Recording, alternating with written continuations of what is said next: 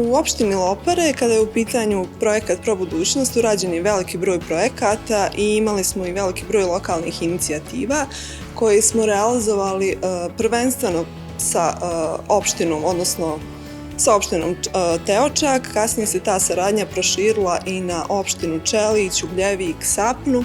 Kroz ove projekte realizovali su se i neki sitni lokalni projekti, ali i neki veći infrastrukturni. Jedna od aktivnosti koju smo realizovali kroz projekat Pro budućnost je i manifestacija Folklorom do pomirenja, gdje smo organizovali 3 takve manifestacije. Imali smo učesnike iz Bosne i Hercegovine, iz Srbije i iz Hrvatske. Manifestacija se održavala u Centru za kulturu u Loparama, gdje su mladi predstavnici sva 3 naroda, srpskog, bošnjačkog, hrvatskog, imali priliku da se predstave kroz pjesmu i igru. Mi smo organizovali kamp za mlade, nešto među nama, dakle bilo je 60 učesnika, od toga prvenstveno je bilo zamišljeno da to budu učesnici iz Maglaja, Doboja i Žepča, odnosno sve 3 komponente, 3 strane koje su do juče ratovale, međutim, igrom slučaja priključilo nam je se i 10-ak studenata iz Amerike koji su tad bili u posjeti gradu, priključili su nam se mladi iz Tešnja, Kaknja, Prijedora, Gračanice, tako da smo slobodno možemo reći imali malo širu sliku nego što smo to planirali. Dakle, sastali smo se na stratištu na planini Ozren, na Brezicima, mjesto gdje se do juče lila krv, danas tu prolazi entitetska linija. To je jedan modul bio, govorili smo o antifašizmu jučer, danas, sutra, govorili smo o ulozi žene u NOR-u, ulozi žene u poslijeratnom društvu, ovom sadašnjem. Također smo govorili o obrazovnom sistemu, vjeri, religiji, topografiji te snalaženje mladih u prirodi.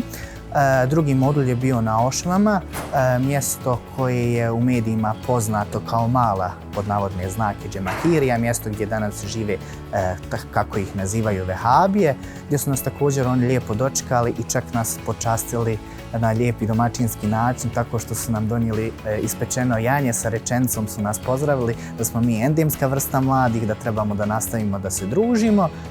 Kroz ovaj projekat smo ušli u twin partnerstvo sa općinom Nevesinje. U prvom tom dijelu projekta smo radili izuzetne projekte, saradnja je bila fantastična, mladi su bili zadovoljni, imali smo mnogo aktivnosti, mnogo projekata, a također u ovom drugom dijelu kada se projektu priključilo mnogo više općina, to jest lokalnih zajednica, znači sa 77 otprilike smo imali više od pola direktnih komunikacija. Tim projektom smo u 3 faze realizovali podršku saradnje lokalnih vlasti sa mladima, znači načini, modeli rada i poboljšanje rada. Realizirali smo projekt Domoljevačka tkanica. Riječ je o kulturno-umjetničkom događaju koji je karakterističan za područje općine Domoljevac Šamac. Svake godine se organizira u vrijeme kada obilježavamo dane općine. U tom projektu realizirali smo i brojne aktivnosti. Okupili smo kulturno-umjetnička društva iz područja cijele BiH, također i susjedne Republike Hrvatske. Cilj projekta je da njegujemo kulturnu baštinu, da pokažemo sve kvalitete i prednosti koje imamo u različitim dijelovima Bosne i Hercegovine, a tako i susjednih zemalja.